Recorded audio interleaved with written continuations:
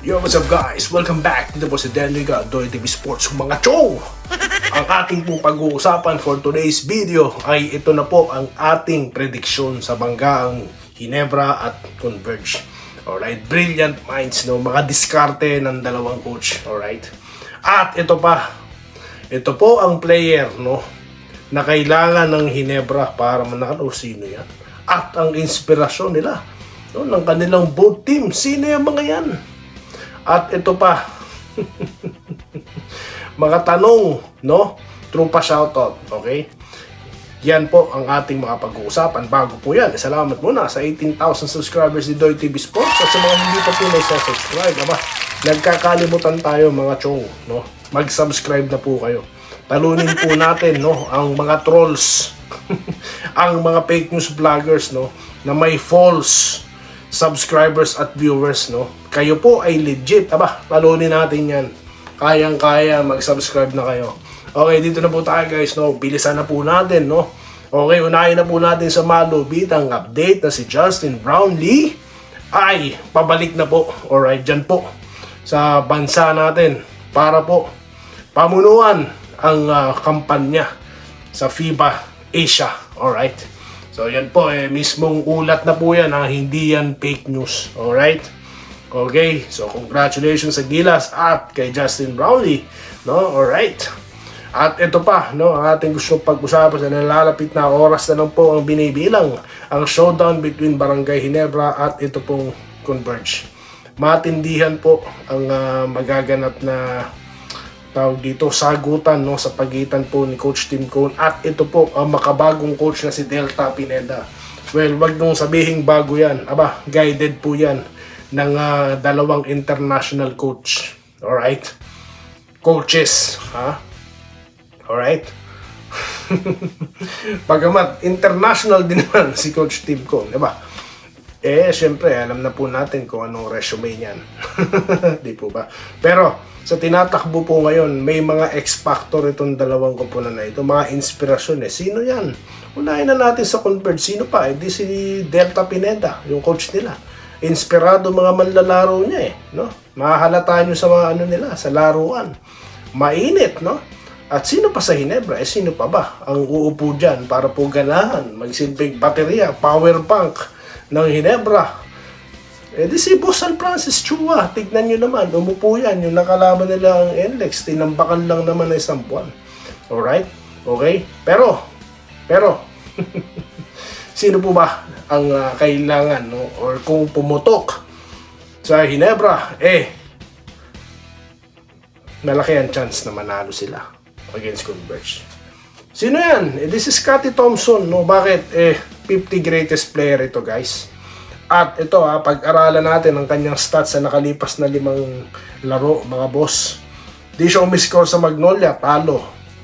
Umiscore siya ng 10 sa Token Text, panalo. Single digit, talo na naman against Meralco. Sayang, muntik na ma-NSD ang San Miguel, no? Umiscore siya ng 15 at 12. No? Pero kapansin, mga chong, ang mataas na assist nito. Ano pong ibig sabihin ko nito? No? Alright. So, umiscore siya, mag-assist siya, no? Nandyan po mga recipients, of course, ang Twin Tower ng Ginebra. At ito pa pong, tawag dito, si Barrientos at Steel. Di po ba? Alright. So, ngayon, lipat po tayo sa Converge. Mga prediction po natin. Anticipated po, sigurado, na malupit po ang depensang gagawin dito kay Deliano. No? At ganoon din kay Stockton. Kaya po, ang magiging loose dito, loose cannon nila ay si Shawnee Winston, mga boss. Okay? So, very dangerous guy din ito dahil yung kanyang pull-up shot, guys, no? Kapansin-pansin yan. Okay? Kung hindi man umiscore itong Deliano, pwede siyang umiscore dyan. Pwede siyang silent, yung scorer yan, mga bossing, ha? 20 points kumana yan. Okay? Kaya nga pinapirma talaga yan, di ba? So, yan po ang inaasahan natin dyan. Sigurado po malupitan ng bakbakan sa ilalim. Yan ang aabangan nyo, guys. Yung Rosario na talagang bumabalik ang laro, no? Ganun din po si Japet, no? Na nagsasabi, ano na daw, malamya daw, hindi. malakas, no? Pinakita ko sa inyo ang kanyang performance sa nakalipas na 5 araw, di po ba? Or 5 laro, no? So yan po, no? Matinding salpukan yan. Mga boss, mga chong, no? Okay? So, anong prediction ni Doy TV? Sinong mas inspired? Sila po mananalo. Ganyan po kasi nila. Alright? So yan po. Shoutout na po tayo mga bossing. Ito po ang wala sa mga fake news vloggers, no? Alright? Yung mabanggit kayo. Kasi kayo comment kayo ng comment, no? Dun sa, mga admin lang po nila sasagot sa inyo. Dahil sila po kumpleto yan. May editor, may speaker, may admin na sasagot sa inyo. Si Doy TV, ako lang ito. Pero kasama kayo sa content na ito. Okay, simulan na natin ha. Example ha. Dito tayo sa ating makabagong content na dinudumog na naman. Alright. Dito kay Joseph Pineda na good morning na laging present. Kahit break, kahit 10 minutes lang nagko-comment, no? Yan. Si Wenceslao Hapon na good morning din. Mamaya na yung laban. Alright. Mamaya na yan. Robert Kayabyab na nag-go Hinebra. Good morning, Doy TV. Pabati po, no? Ang kanyang anak, birthday na po sa 15, no? Ano pong pangalan ng anak nyo, Sir Robert Kayabyab, no? Advance happy birthday po sa kanya. Alright? Salamat po, ha? At hindi po talaga sa Doy TV. May mga nagdidiwang po ng kaarawan dito.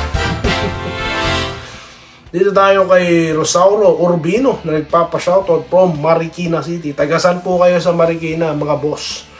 Kasi ako may kilala ako dyan. Dito po tayo kay Sir Lawrence Correg na hello, good morning, mamaya na raw pong laban, no? Excited na po, no? Iba sa inyo, nagkakape, nanananghalian habang pinanonood si Doy TV at si Sir Donnie Doniego. Naku po, nag-aabang na, no? Salamat po, sir, ha? Binabati ko ang inyong mga anak, no? Buong family, no? Maraming salamat po kay Sir Donnie Doniego. Ayan. Dito tayo kay Jose Marie Manzanilla. Boss, bakit po si Steel? Bakit po laging bangko? Hindi naman po lagi, no? Atin po siyang nakita lang na hindi masyado naglaro nung NLEX, no?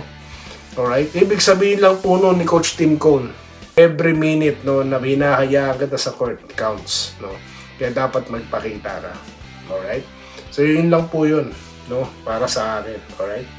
Romulo Macaraeg, mabuhay ka, idol. Abay, mabuhay din po kayo, sir. Mabuhay po kayo. Maraming salamat. Alright, dito po tayo, ha? Kay Marian or Vivian Ricarte. Alright? Yes po. Mga referee, dapat abangan, no? Abangan nyo yan, ha? Kung anong klaseng performance ang gagawin ng mga referee natin, mga boss. Okay? Jesse Vasquez yan, taga Ontario, Canada. No, sir? May snow na yata kayo dyan.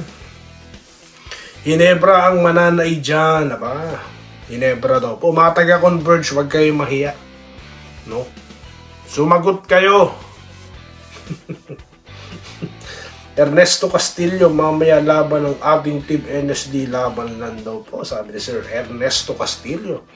Okay, Tracy Magdalena Nava, ayan, account po ng anak ni Sir Vincent Nava. Hinebra for the win daw yan.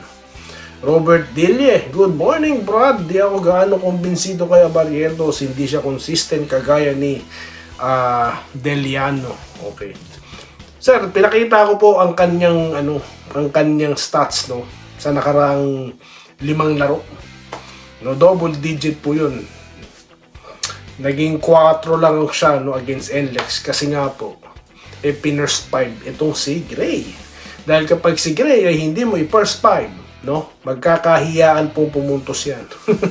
At least si Abarientos, no, there are ways for him to score, no. Alright, so yun po ang istorya dyan ba, no?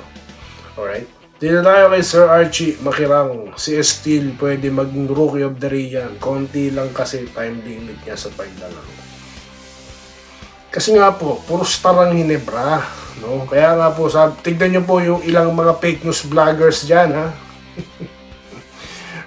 Pa-blind item naman po ang style ngayon, ha?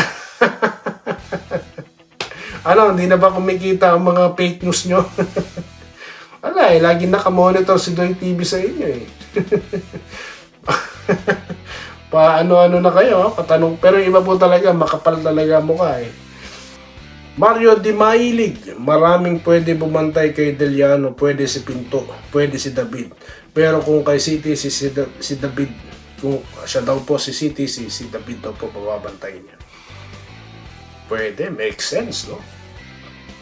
Pero siguro si Pinto yan. Bakit? Eh, madikit yung pinto eh, no? Sasaraduhan niya ng pintuan. Coordinated. Tayo dyan. Ito po si JR Manangase or Managase, okay? Kung matalo ang Gens laban sa Converge, siguro maraming iiyak. Patay tayo dyan. Mga iiyakin, no? Lumabas kayo dyan. Ma'am Minerva Jaba.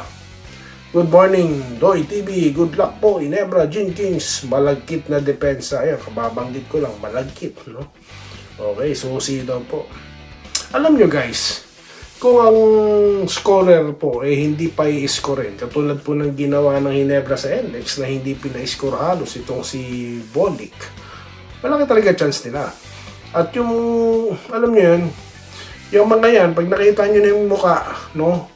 Ito ang sadya niyan sa korte. Kapag yan chinek nyo na, alam na.